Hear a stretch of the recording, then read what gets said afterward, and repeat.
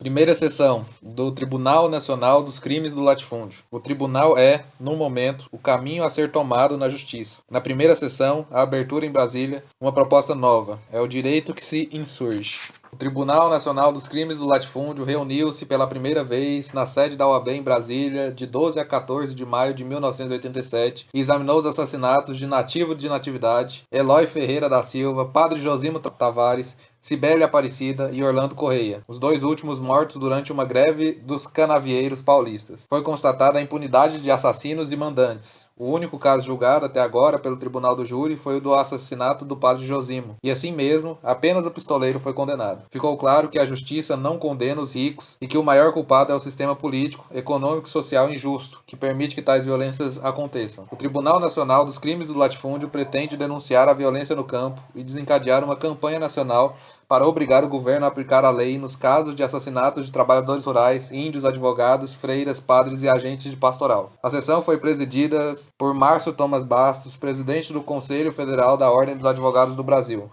Um tribunal como esse, afirmou Márcio, há de ter o extraordinário e forte efeito pedagógico.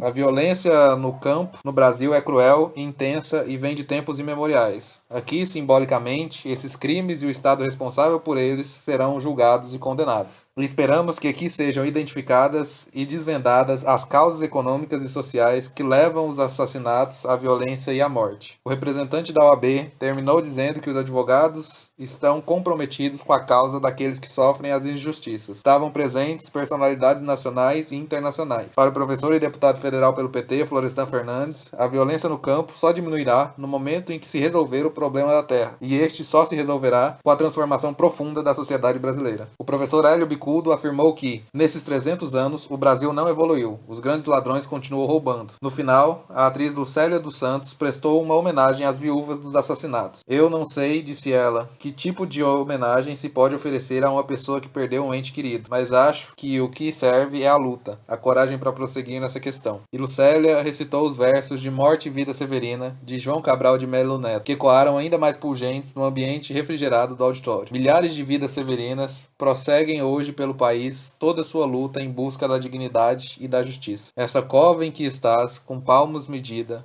é a conta menor que tiraste em vida. É de bom tamanho, nem larga nem funda, é a parte que te cabe neste latifúndio. Só a morte deteve o líder sindical. O primeiro caso examinado foi o de Nativo da Natividade, de Oliveira, lavrador, dirigente sindical, secretário regional da CUT, então com 32 anos de idade, 2 filhos, morto no dia 23 de outubro de 1985, em Carmo do Rio Verde, Goiás. No centro da cidade, 2 homens espreitavam num Fusca bege. Um deles desceu do carro e deu-lhe 5 tiros. Muita gente viu em que direção foram, mas a polícia saiu em perseguição, indo justamente para o lado oposto, em que seguiram os criminosos. E a polícia só aceitou persegui-los depois que o Sindicato de Trabalhadores Rurais se dispôs a pagar a gasolina. Foram apontados como suspeitos o prefeito de Carmo de Rio Verde, Roberto Pascoal Liégio, o advogado Geraldo Reis, presidente do Sindicato Rural Patronal, e a Nestar Clemente Silva, presidente da destilaria Agroálcool. Eles seriam os mandantes, e os pistoleiros João José Magalhães, Francisco Diogo de Oliveira e